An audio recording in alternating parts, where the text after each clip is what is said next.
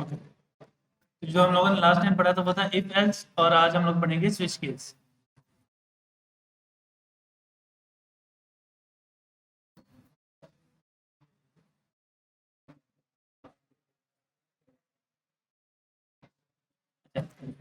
जब हम लोगों ने स्विच केस पढ़नी है तो स्विच केस में हम लोग क्या करते हैं, स्विच केस क्यों बनाई है कि अगर हम लोगों ने कोई चीज मैच करनी है ना, तो इफ एल्स में हमें बहुत ज्यादा लंबा कोड करना पड़ रहा है।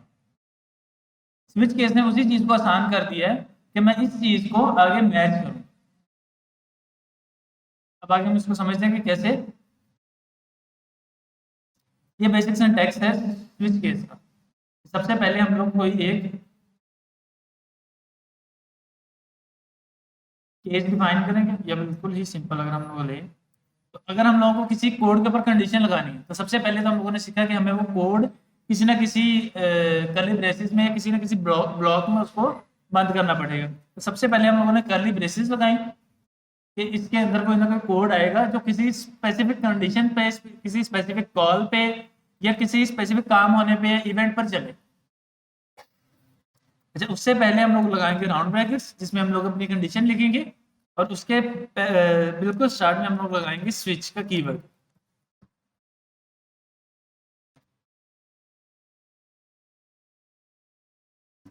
अच्छा, अब स्विच केस में हम लोग मैच करेंगे बारी बारी सबसे, जैसे इफ एल्स में था ना, पहले इफ चल रही थी, फिर इफ एल्स सेकंड वाली, फिर आगे सो ऑन एंड तक एल्स वाले ब्लॉक तक। तो इसी तरह इसमें होगा, इसमें हम लोग केस बना लेंगे हर चीज। फॉर एग्जाम्पल अगर हम लोग कहें कि आज हम लोगों ने डे चेक करना है, या हम लोगों ने वेदर चेक करना है, तो हम लोग फिलहाल डे के लिए कर लेते हैं।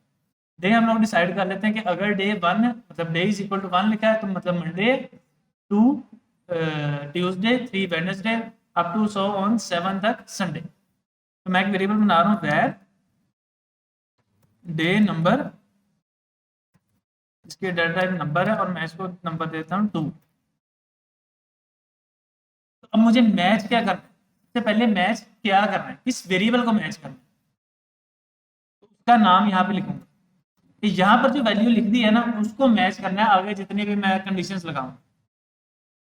तो जैसे हम लोग अगर इफ एल्स में बात करें, तो इफ एल्स में हम लोग करते थे ना, if day num is equal to this. तो अब ये जो नाम है, ये जो चीज हम लोग मैच करना चाह रहे हैं, जिसके ऊपर कंडीशन लगाना चाह रहे हैं, वो चीज हम लोग यहाँ पे लिखेंगे डे नम। जो चीज हमारे पास वेरिएबल आएगा, जैसे फॉर एग्जाम्पल हम लोगों ने एक असाइनमेंट की थी इलेक्ट्रिसिटी यूनिट्स की, उसमें इलेक्ट्रिसिटी यूनिट्स आ जाएंगे। फिर एक असाइनमेंट थी हमारी डिस्काउंट वाली, जिसमें डिस्काउंट कैलकुलेट करना था, तो उसमें प्राइस आ जाएगी। तो ये सारी की सारी चीजें हम लोग ये यहाँ पर गेट करेंगे।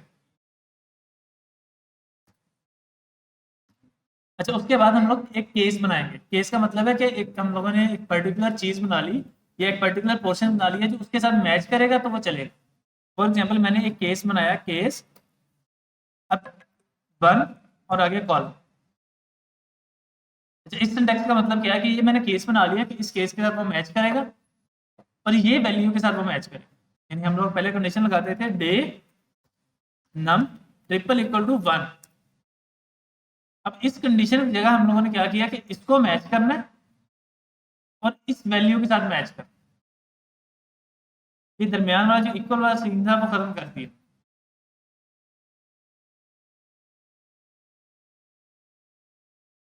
अब इसके ऊपर जो हम लोग कोड चलाना चाह रहे हैं, वो यहाँ पे हम लोग लिख देंगे, for example console dot log Monday. अब अगर मैं इसको चलाऊं,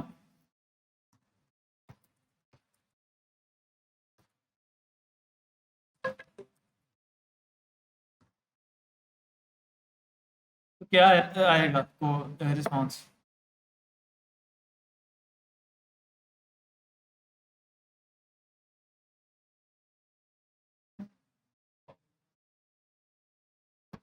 नहीं, अगर हम लोग इफ एल्स के लिहाज से सोचे, कि मैंने आपको इफ एल्स के लिहाज से समझाया ना, कि अगर यहाँ पर इफ होती तो हम लोग day num triple equal to one लिखते। चलिए मैं आपको बताता हूँ, डे नम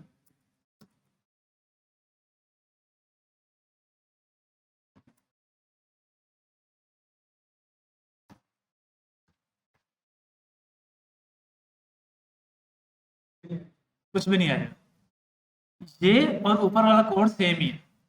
स्विच केस में और इफ एल्स में ये वाला जो कोड है वो बिल्कुल सेम काम का। हाँ, हमने सेकंड कंडीशन नहीं दी हुई या एल्स ब्लॉक नहीं दिया हो। अब अगर इसको मैं रन भी करता हूँ कुछ भी प्रिंट नहीं हो। इसी तरह हम लोग एक केस और बना लेते हैं जिसमें हम लोग टू डिफाइन करेंगे। जैसे हमने एक केस बनाया जिसमें टू है और टू की वैल्यू आ जाएगी ट्यूसडे। तो अब इस कोड को मैं अगर एग्जीक्यूट करता हूँ,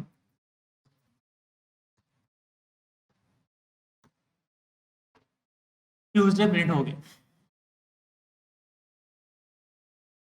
अब इसी तरह हम एक केस और बना लेते हैं वेडनेसडे का। मैं इसी पे आ रहा हूँ, इसीलिए मैंने एक केस और बनाया वेडनेसडे का।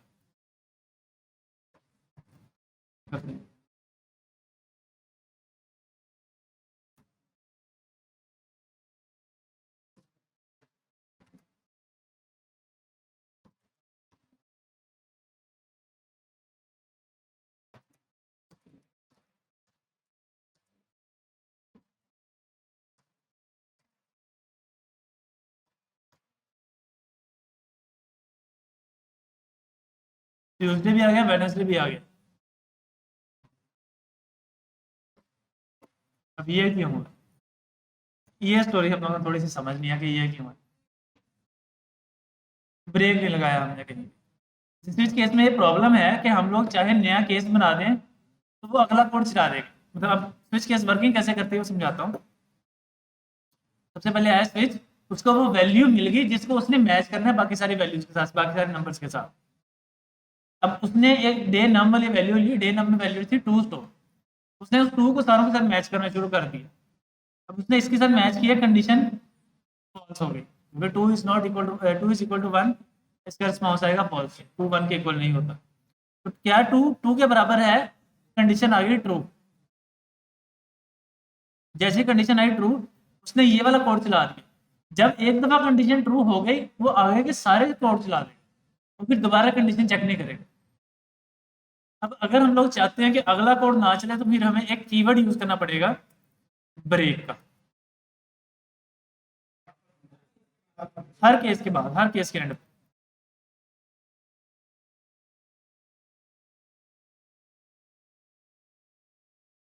हर केस के एंड पे हमें ब्रेक करना पड़ेगा कि भाई अगर ये वाली कंडीशन ट्रू हुई है, थ्री वाली, तो तुम ये वाला कोड चला के रुक जाओ। बेसिकली ब्रेक का कीवर्ड हम लोग यूज करते हैं कि पूरी की पूरी स्विच स्टेटमेंट से बाहर चले जाए। ट्रू होने के बाद जहां पे उसको ब्रेक का कीवर्ड लग गया वो वहां से उस कंडीशन से बाहर निकल जाएगी। आगे जाके हम लोग लूप्स पढ़ेंगे, उसमें भी ब्रेक का कीवर्ड यही होता है कि पूरी लूप से बाहर निकल जाए। यहाँ पे अगर हम लोग देखें तीन कंडीशन लगी है, पहली मैच होगी, ये वाला कोड चला, और इस ब्रेक का मतलब है कि इस पूरे ब्लॉक से बाहर निकल जाओ। ये जो पूरा ब्लॉक बना हुआ है ना येलो कलर के ब्रैकेट्स के साथ, इस पूरे के पूरे ब्लॉक से बाहर निकलो। इसके बाद जो कोड लिखा है आप उसके ऊपर फोकस करो या उसको चलाओ।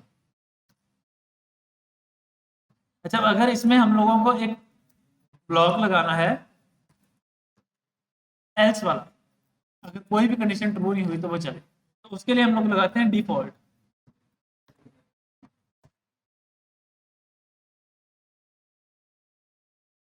कंसोल डॉट लॉग इनवैलिड है और एंड पर ब्रेक। अच्छा, यहाँ ब्रेक लगाने की जरूरत नहीं है, लेकिन it is a healthy habit कि हम लोग यहाँ पर भी ब्रेक लगाएं।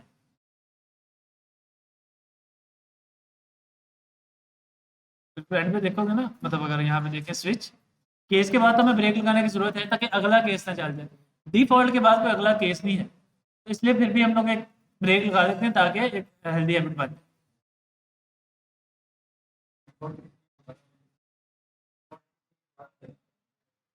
जब हम लोग इफ एल्स में काम करते थे तो एंड पर एक कोड लिखते थे एल्स का, कि अगर कोई भी कंडीशन ट्रू नहीं हुई तो वो चले।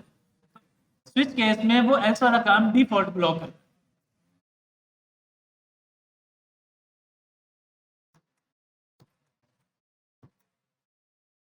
ट्यूसडे। अब उसने वेडनेसडे प्रिंट नहीं किया। अगर मैं यहाँ से ब्रेक हटा देता हूँ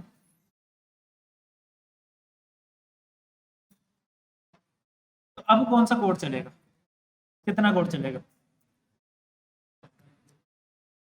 जहां पर उसे कंडीशन मिल गई उसके बाद वाले सारे कोड चल जाएंगे। सारों का मतलब क्या है कि ट्यूसडे, वेडनेसडे और इनवैलिड डे।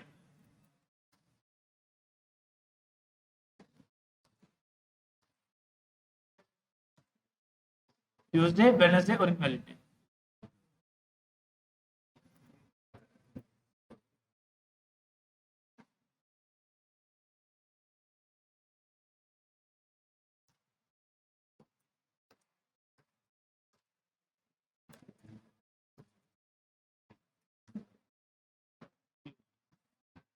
अब जब हमारे पास एक कंडीशनल स्टेटमेंट मौजूद थी इफ एल्स की, फिर हमें स्विच केस बनाने की जरूरत क्यों पेश है? क्वेश्चन है ना। तो इस क्वेश्चन का आंसर है कि जब हम लोगों को चीजें मैच करनी है, इक्वल टू का साइन लगाना है, कोई ज्यादा लंबी चौड़ी कंडीशन नहीं लगाना, सिंपल इक्वल टू का साइन लगाना है, उस वक्त हम लोग स्विच केस यूज करें। स्विच केस स्पेसिफिकली इस मकसद के लिए बनाई गई है कि आप सिंपल इक्वल टू वाला काम कर रहे हैं।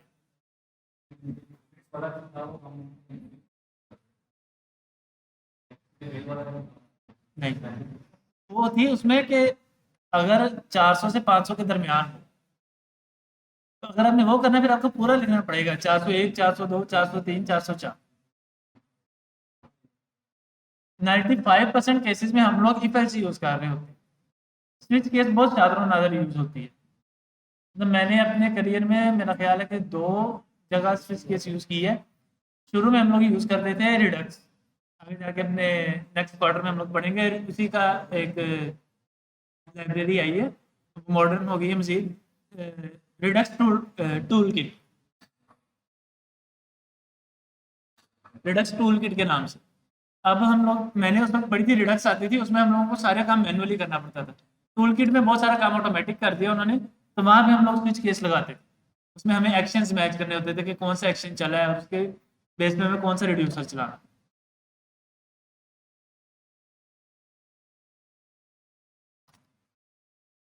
तो जब भी हमें कोई कंडीशन लगानी है, ऐसी कंडीशन जिसमें लेस देन आ रहा है, ग्रेटर देन आ रहा है, नॉट आ रहा है, इस तरह के कोई लंबे चौड़े आ रहे हैं जिसमें हम प्लस माइनस करना चाह रहे हैं, तो पूरी की पूरी कंडीशन लगा दी, इसमें एक प्लस करो एक माइनस करो और उसके बाद चेक करो। इस तरह की अगर हम लोग कंडीशन लगाना चाह रहे हैं, फिर हम लोग इफ एल्स यूज करेंगे। लेकिन अगर हमारे पास सिंपल कंडीशन है कि हमने सिर्फ और सिर्फ मैच करना है, इक्वल टू लगा के देखना है, जैसे यहाँ पर हम लोग कर रहे हैं कि अगर केस 1 है तो मंडे, केस 2 है तो ट्यूसडे एंड सो ऑन। इसी तरह अगर हम लोगों के पास मंथ आ गए कि मंथ की बेस पे उसके डे प्रिंट करवाने हैं, फर्स्ट मंथ 31, सेकंड मंथ 28 या 29 बेस ऑन लीप ईयर, और उसके बाद तो अब जैसे लीप ईयर वाली एग्जांपल है। जी जी।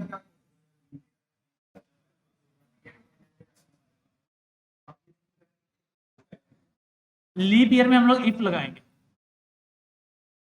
लीप ईयर में इफ लगाने का क्या मकसद है, क्योंकि जब हम लोग लीप ईयर चेक करते हैं तो हम लोग मॉडुलस ऑपरेटर लगा के उसको डिवाइड करते हैं। तो जब भी हमें कैलकुलेशन परफॉर्म करवानी है तो उसके लिए हम लोग लगाएंगे इफ। जैसे यहाँ पे मैं लगा देता हूँ इफ 2024, यानी ईयर वेरिएबल आ गया, modulus 4 is equal to 0,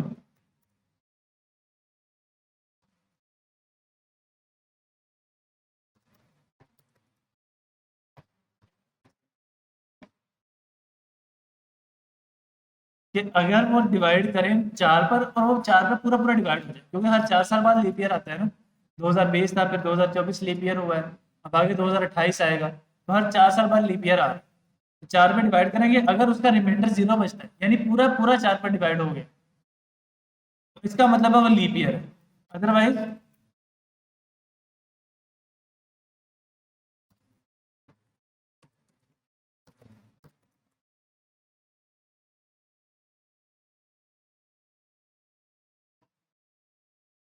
not a leap.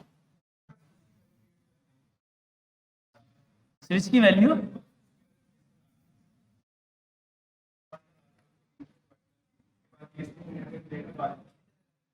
दोबारा दोबारा।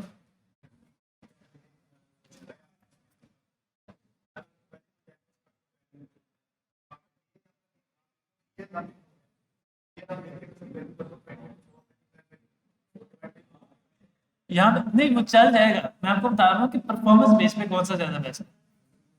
तो चल जाएगा, कोड दोनों ही चलेंगे, लेकिन परफॉर्मेंस इसमें स्विच केस की ज़्यादा है जब हम लोग सिंपल मैचिंग कर रहे हैं, और इफ एल्स की उस वक्त ज़्यादा होगी परफॉर्मेंस जब हम लोग कैलकुलेशन परफॉर्म कर रहे हैं या कम्प्लेक्स कंडीशंस लगा रहे हैं। तो चल दोनों जगह जाता कोड, कोड उसमें भी इक्वल टू वाला चल रहा होगा, आपने चलाया होगा इक्वल टू वाला कोड कहीं पर। फॉर एग्जाम्पल अगर हम लोग देखें कि नंबर जीरो है या नहीं है, तो मेरे ख्याल एक असाइनमेंट भी थी कि नंबर पॉजिटिव नेगेटिव या जीरो होना चाहिए, तो उसमें अगर जीरो करना है तो ट्रिपल इक्वल टू लगा के हम लोग जीरो करते हैं, तो कोड वहां भी चल जाएगा। जैसे यहाँ पे था नंबर या जीरो या पॉजिटिव नेगेटिव, अब पॉजिटिव नेगेटिव के लिए या तो वो जीरो से बड़ा होगा या जीरो से छोटा होगा।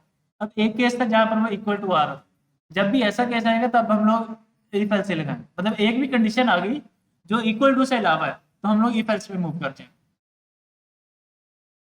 मतलब आप लोग ये वाला कोड दिखा बहुत कम देखोगे, अगर आप लोगों ने रिडक्स पढ़ी है तो आप लोगों को कोड मिलेगा, वरना स्विच केस का कोड नहीं मिलता इतने इजीली, इफ एल्स से चलाते हैं हम लोग।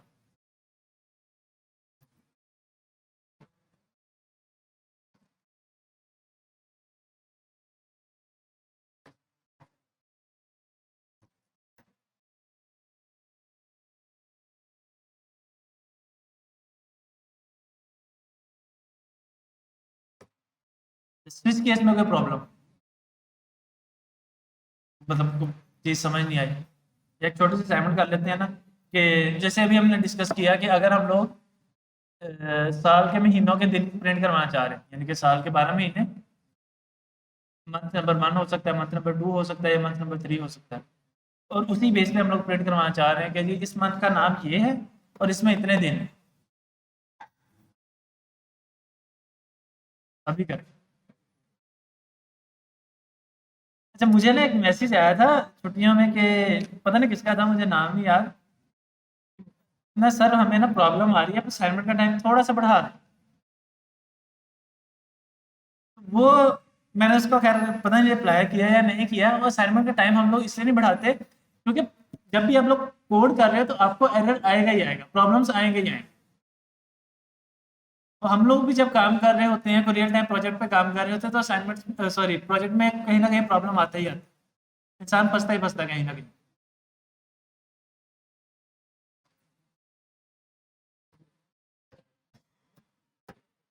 अच्छा, अब असाइनमेंट का मुझे तो ये नहीं है कि मैं टाइम फिक्स करता हूँ या उसके ऊपर लिमिटर लगाता हूँ, मुझे उसका कोई फायदा नहीं, वो फायदा आपको है क्योंकि हम लोगों ने क्लाइंट को जुबान दे दी होती है कि मैं इतने बजे आपको या इतने टाइम पे आपको काम डिलीवर कर दूंगा। तो जब हम इंसान अपनी जुबान से फिरता है ना, तो वो ऑब्वियसली बात है कि क्लाइंट भी फिर दोबारा पाकिस्तान का रुख नहीं करता।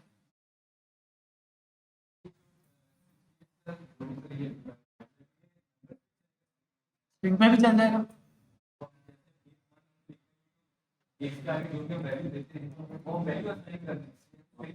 वो स्ट्रिंग दे देंगे, वैल्यू है। इसी तरह आप बुलियन पे भी लगा सकते हैं, बाकी जो आगे डेटा टाइप पढ़ेंगे उस पर भी लग सकता है। अभी हम लोग इसके बाद पढ़ेंगे फंक्शंस, फंक्शन